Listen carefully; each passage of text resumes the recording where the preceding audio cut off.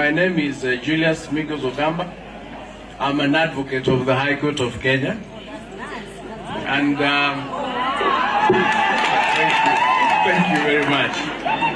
I went to school properly. I actually went to school now as Kenyoro Primary School, Kitutu Chache North. Then I went to Homa Bay Primary School. And then I left Homa Bay Primary School. I went to Kabarak High School. And yes, very good schools, I might add.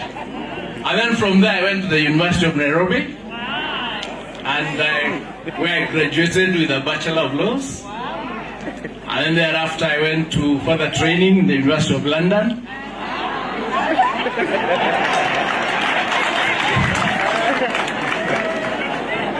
The School of Advanced Legal Studies.